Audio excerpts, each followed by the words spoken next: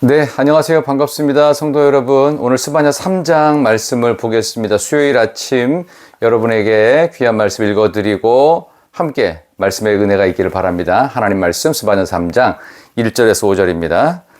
패역하고 더러운 곳, 포악한 그 성읍이 화 있을진저.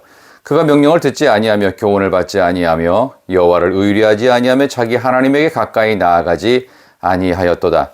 그 가운데 방백들은 부르짖는 사자여, 그의 재판장들은 이튿날까지 남겨두는 것이 없는 저녁 일이요, 그 선지자들은 경솔하고 간사한 사람들이요, 그의 제사장들은 성소를 더럽히고 율법을 범하였도다.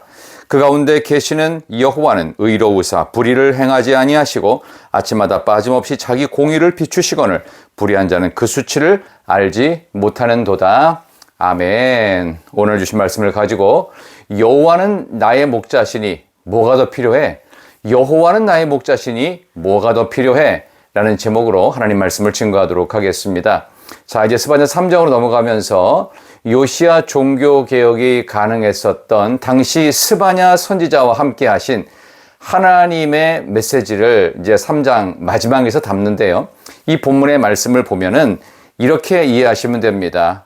오늘과 내일에 걸쳐 스바냐 3장이 끝나게 되는데 여러분의 마음에, 백성들의 마음 속에 하나님의 법이 있으면 요시야의 종교개혁은 수천 년이 지난 지금도 동일하게 일어날 수 있습니다. 우리가 진정 부흥을 원합니까? 이 나라가 회복되길 원합니까? 여러분의 삶이 새로워지고 변화되길 원하십니까? 그렇다면 여러분의 영혼, 마음 깊은 곳에 하나님의 법이 있으면 됩니다. 하나님의 법인 말씀으로 여러분의 내면이 가득 채워질 수 있다면 여러분들은 얼마든지 풍성한 변화와 부흥을 경험할 수 있다. 이것이 오늘 스바냐 3장 앞부분에서 우리에게 강조하는 것입니다.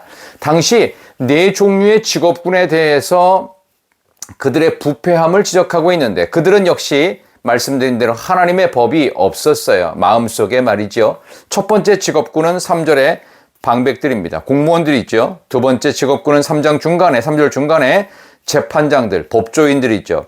사법계와 모든 공직자들, 정치인들이 그랬다는 겁니다. 그 다음에 4절 보면은 그의 선지자들입니다. 이건 종교 리더들, 저와 같은 목회자라든지 어떤 종교를 이끄는 리더급의 많은 사람들, 그 다음에 4절 끝에 정말 중요한 사람들인데요. 하나님께 예배를 맡고 있는 제사장들. 이 네 개의 직업군이 당시에 가장 주류를 이루고 있었는데 이 리더들입니다.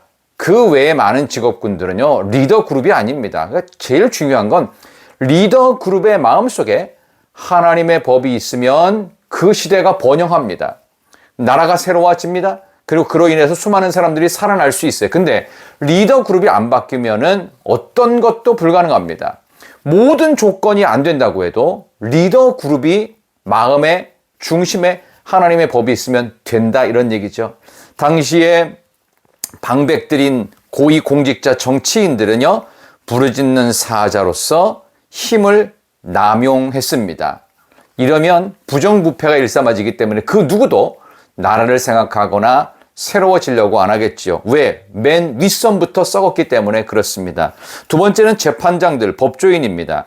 이튿날까지 남겨두는 것이 없는 저녁 일이와 같이 핥히고 물어뜯는 법조인, 다시 말하면 자기의 이득을 따라서 판결을 해버리는 유전무죄, 무전유죄 정확한 적용이라고 볼 수 있겠습니다.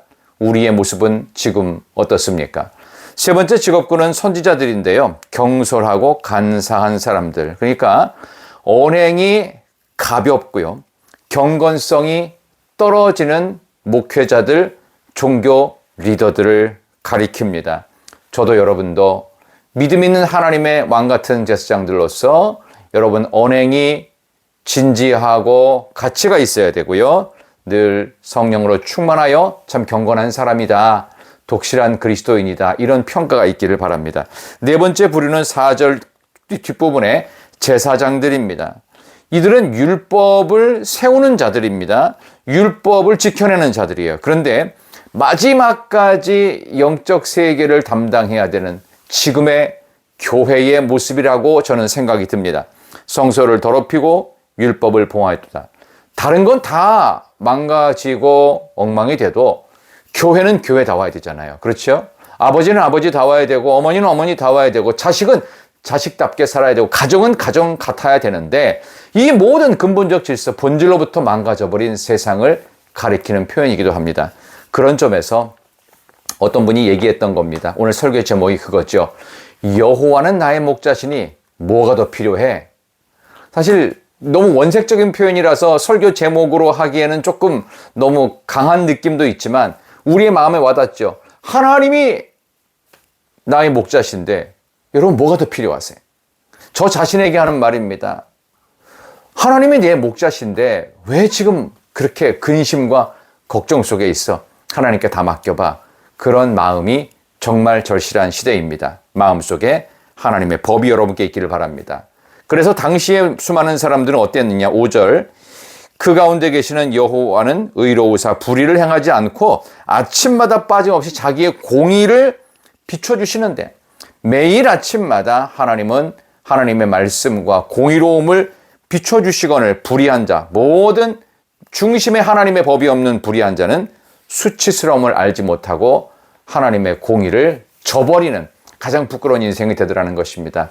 저와 여러분의 인생은 어떻습니까? 오늘 귀한 수요일 아침인데요. 이 귀한 말씀은 스바냐 3장의 말씀을 통해서 하나님께서 오늘도 변함없이 여러분에게 여호와는 나의 목자시니 뭐가 더 필요해?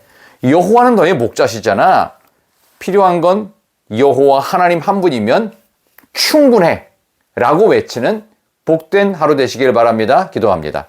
하나님, 마음 중심에 하나님의 법이 있다면 어떤 번영도, 어떤 부흥도, 어떤 회복도, 어떤 승리도, 성공도 가장 완벽한 것들도 이루어낼 수 있음을 우리는 확신합니다. 다시금 굳게 믿습니다. 여호와는 나의 목자시니 이제는 아무것도 필요 없고 하나님 한 분이면 충분합니다.